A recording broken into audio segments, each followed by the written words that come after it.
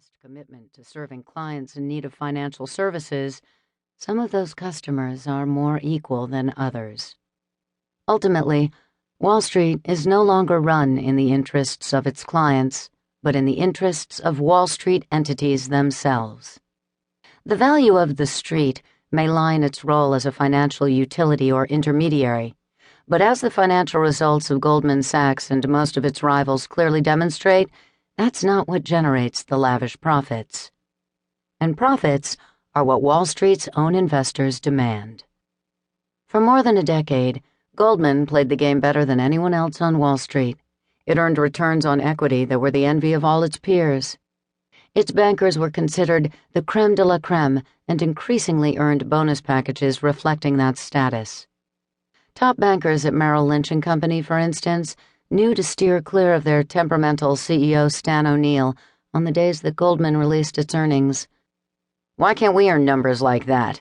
he demanded of one subordinate on one occasion in mid-2005. O'Neill's underlings set out to try to do just that, and ended up wiping out a decade's worth of profits by taking gargantuan risks in subprime mortgage CDOs. Even in the wake of the crisis, as it became clear that Goldman had generated some of those fees by creating risk for the financial system, by, for instance, helping Greece structure its debt in such a way that the magnitude of its budget deficit was hidden from the other member nations of the European Union, the envy remained. Goldman's bankers knew that in being long subprime real estate in the spring of 2007 was likely to be a risky bet for anyone who agreed to take the other side of the trade that Paulson wanted to do. In an email to a friend, Fabrice Tour, the banker who structured the deal, and who is named alongside his firm in the SEC action, wrote, "The whole building is about to collapse any time now.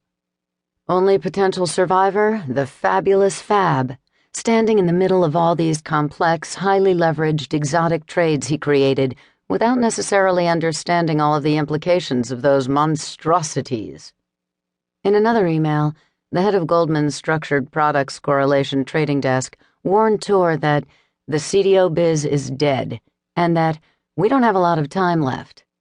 Nonetheless, Goldman Sachs, the SEC alleges, did whatever they could to persuade IKB to do the deal. As Lloyd Blankfein has explained repeatedly, clients like IKB are really no more than counterparties, sophisticated investors willing to take risks and able to do their own due diligence. But even if Goldman is correct in arguing that it didn't actively mislead IKB, which later required a bailout from the German government to avoid collapsing under the weight of billions of dollars of losses on abacus-like subprime bets, didn't it have some kind of moral obligation to warn either the client or the system? The answer is no. On Wall Street today, clients need to be able to look out for themselves. The perception among the American public is that the game is rigged, that Wall Street is dealing cards from the bottom of the deck to its friends while saving the low-value cards for their other clients. The SEC lawsuit simply reinforces that perception and damages any remaining confidence Main Street has that Wall Street's financial grid operates in their interest, or serves as a de facto financial utility, through which capital flows from those that have it to those that need it. Today's Wall Street is far from being a utility, and restoring public confidence that it can still act in the interests of all those that rely on it is the challenge that confronts all of us, from regulators and legislators in Washington to the bankers on Wall Street. As of this writing, a host of regulatory reform proposals are making the rounds, all of them hotly debated, and all of them focusing squarely on the structure of Wall Street.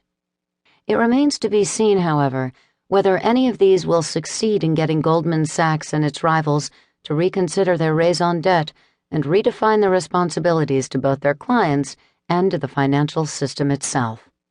They can't keep chasing Goldman Sachs if what Goldman Sachs is doing to earn its hefty profits is damaging the integrity of the financial system, as the SEC lawsuit implicitly claims. Dramatis Personae.